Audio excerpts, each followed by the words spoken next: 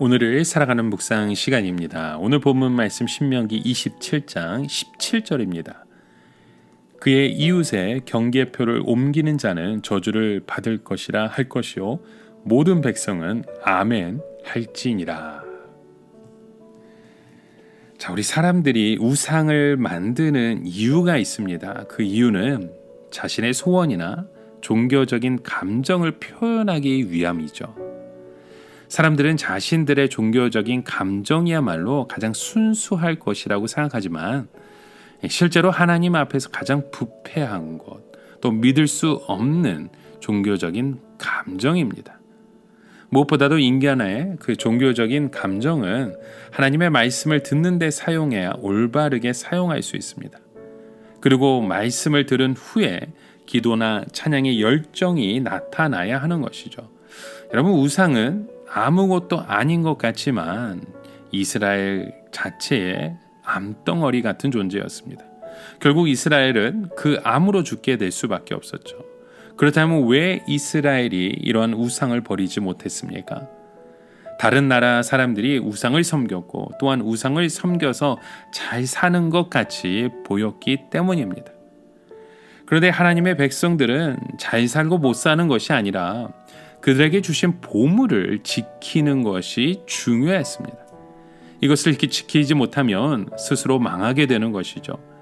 이와 마찬가지로 우리 공동체 안에서도 하나님의 말씀과 기도로 우리의 삶을 지키지 못하면 다른 화려한 것들을 쫓아가게 됩니다. 결국 그러다 보면 축복마저 빼앗기고 맛을 잃은 소금이 되고 마는 것이죠.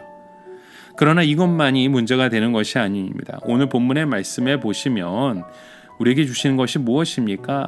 경계표입니다. 경계표를 옮긴다고 땅을 넓히는 것을 말씀하시죠. 하나님은 모든 이스라엘 백성들에게 땅을 나눠 주셨습니다. 그런데 사람들에게 배당된 땅을 만족하지 못하고 자꾸만 그 땅을 넓혀가고 있었습니다. 그래서 부자는 더 계속 부자가 되고 가난한 자는 더 가난해져서 결국 노예로 팔려갈 수밖에 없었던 것이죠. 하나님의 백성들은 하나님이 주신 것으로 자족하는 것이 가장 중요합니다. 우리는 절대로 최고로 높여지려고 해서도 안 되고 자꾸 커지려고 해서도 안 됩니다. 비록 작을지라도 나에게 주어진 것으로 만족하고 최선을 다하면 하나님께서도 그 범위 안에서 또 축복을 내려주시는 줄 믿습니다. 오늘 우리의 사회 또 다른 우리의 삶 가운데 암처럼 무작정 커지려고 하는 태도가 있습니다. 기업들은 더 큰 기업이 되려고 하고 교회들은 더 큰 교회가 되려고 합니다. 집을 가진 사람들은 집값을 더 올리고 더 큰 집을 찾는 것처럼 이 물질 만능주의에 그런 암에 빠져서 우리의 삶이 참으로 어려운 고백들이 참 많습니다. 그 다음에 우리에게 보여주시는 그 죄악이 무엇입니까? 성적인 죄악이죠. 오늘 본문의 말씀 속에 우리가 읽지 않았지만 20절부터 23절의 말씀에 보면 이 성적인 죄는 차마 입에 담을 수 없는 그런 모습으로 나아옵니다. 결국 가나안이 망하게 된 것은 바로 이런 말로 표현할 수 없는 성적인 죄들을 저질렀기 때문입니다. 그들은 거의 짐승에 가까운 성적인 죄를 저질렀습니다. 여러분, 오늘날 우리의 삶 가운데 특히 미국 땅에 보면요, 개인의 자유를 존중하십니다. 존중은 좋지만 이 성적인 죄가 가나안 수준에 타락하고 있다는 것을 여러분 무섭게 기억해야 합니다. 아무리 미국적인 것이 좋다고 생각할지라도 가장 무서운 것이 바로 우리의 삶 가운데 그런 죄악들이 죄악으로 보이지 않는 것이죠. 이런 성적인 이 서구 사회의 타락함을 여러분 우리는 심각하게 보아야 됩니다. 또한 우리의 그 신앙이 혼자 미쳐 날뛰는 광신적인 모습으로 나아가서는 안 됩니다. 부모를 공경하고 소경이 길을 읽었을 때 찾아주고 고아가 과부를 억울하지 않게 사랑과 의에 넘치는 그 복받는 곳으로 우리의 삶이 드러나야 합니다. 우리가 알아야 될 것은 이런 것들은 사람들이 보기에도 참 아름답다는 것이죠. 자녀가 부모를 공경하는 것은 누가 보더라도 아름답습니다. 소경을 도와주고 고아나 과부를 불쌍히 여기는 것은 누가 봐도 아름다운 것입니다.